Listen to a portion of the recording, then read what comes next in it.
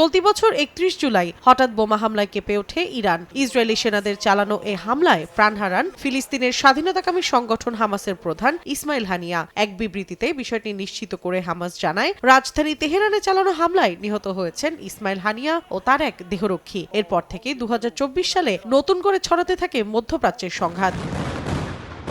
১৯ September বৃহস্পতিবার হঠাৎ করে পেজার বিস্ফোরণে কেঁপে ওঠে মধ্যপ্রাচ্যের আরেক দেশ লেবানন। দূর থেকে ব্যাটারির তাপমাত্রা বাড়িয়ে ডিভাইসগুলোতে বিস্ফোরণ ঘটায় ইসরায়েলের গোয়েন্দা সংস্থা মোসাদের সদস্যরা। এতে নিহত হন সশস্ত্র গোষ্ঠী হিজবুল্লাহর সদস্য সহ অন্তত ৫০০ জন। আহত হন ইরানের রাষ্ট্রদূত সহ ৪,০০০-এর বেশি মানুষ। এ ঘটনার পরদিন থেকেই লেবাননে আগ্রাসন শুরু করে তেল আবিব। ২৭ সেপ্টেম্বর ইসরায়েলি সেনাদের অভিযানে নিহত হন হিজবুল্লাহ প্রধান হাসান নাসরাল্লাহ। কয়েকদিনের মধ্যেই তার উত্তরসূরি হাশেম সাফিয়েদ্দিনকেও হত্যা করে নেতানিয়াহু বাহিনী। নতুন কমান্ডার হিসেবে নাইম কাশেমের নাম ঘোষণা করে গোষ্ঠীটি।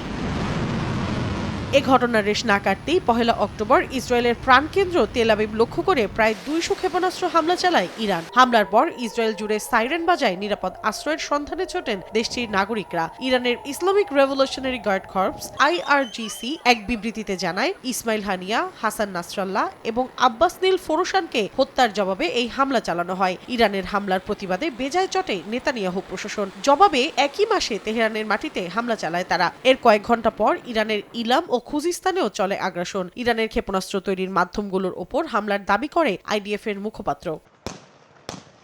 শুধু লেবানন বা ইরান নয়, গৃহযুদ্ধে বিধ্বস্ত মধ্যপ্রাচ্যের সিরিয়ায়ও চলতি বছর দেখা দিয়েছে তাণ্ডব। ২৭ নভেম্বর স্বৈরাচার আসাদ সরকারের বিরুদ্ধে নতুন করে আক্রমণ শুরু করে দেশটির বিদ্রোহী গোষ্ঠী হায়াত তাহরির আল শাম। অভিযান শুরুর কয়েকদিনের মধ্যে সিরিয়ার বৃহত্তম নগরী আলেপ্পো ও হামাস শহরে নিয়ন্ত্রণ নেয় HTS। অভিযান শুরুর মাত্র ১২ দিনে দামেস্কে পতন হয় প্রেসিডেন্ট বাশার আল আসাদের। এরপর থেকে অধিকৃত গোলান মালভূমি সহ সিরিয়ার বিভিন্ন স্থানে নিজেদের উপস্থিতি জোরদার করে IDF।